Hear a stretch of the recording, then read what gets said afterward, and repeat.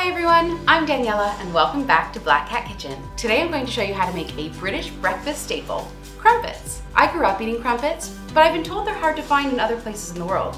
Can you find crumpets where you are? Let me know in the comments below. But don't worry if you can't, because this recipe is so easy and I'm going to show you how to make it with the traditional crumpet rings, a cookie cutter, or a frying pan. Let's get into it. You'll find a list of ingredients and measurements in the description below. Into 2 tablespoons of warm water, add 9 grams or 2 teaspoons of yeast. You don't normally have to mix instant yeast in warm water, but I'm just giving it a bit of a head start. To a large mixing bowl, add 150 grams, 1 cup of plain flour, and 150 grams, 1 cup of bread flour. Add in 5 grams, 1 teaspoon of salt, 5 grams, 1 teaspoon of sugar, and 8 grams, 2 tablespoons of baking powder. Give that a good whisk together. Now add in 400 milliliters, just short of 1 3/4 cups of warm water. If you're doing this by hand, you want to whisk this for 5 minutes. We're really looking for those glutens to develop.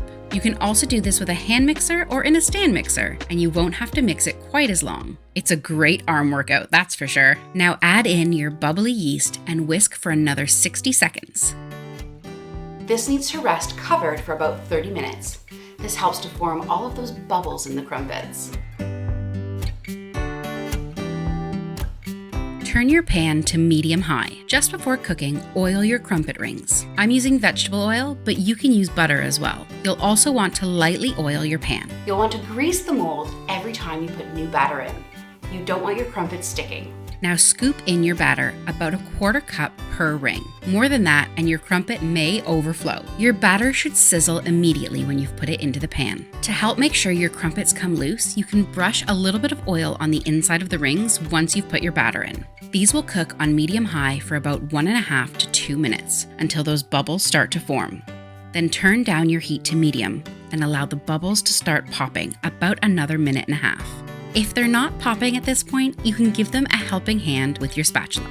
Now that the bubbles have started to pop, turn your heat down to medium-low and let them cook for 2 to 4 minutes or until the tops of your crumpets look mostly set.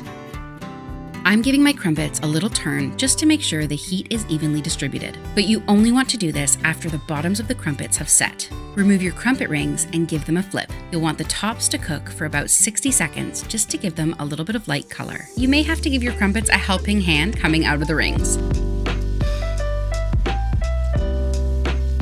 You can eat these hot straight out of the pan, but I prefer to even let them sit for a few hours or overnight, and it really helps develop that chew. The great thing about using cookie cutters is you can do any shape you'd like, so you can customize your crumpets for special holidays or birthdays or any special day.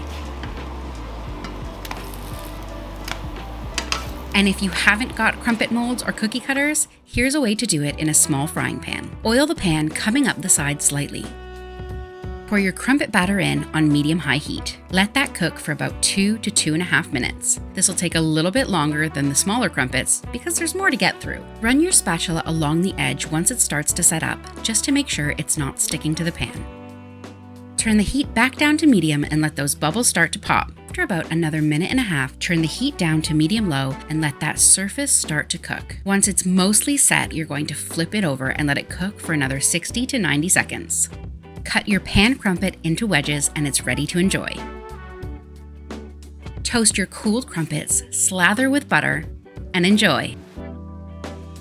These will last for a few days in an airtight container, or you can freeze them and then just thaw them and pop them in the toaster. Let me know in the comments what you like to spread on your crumpets. If you're looking for another British treat, why not try my scones or my Victoria sponge? If you liked this video, please give it a big thumbs up down below and hit that subscribe button for more videos. They come every week. We'll see you next time.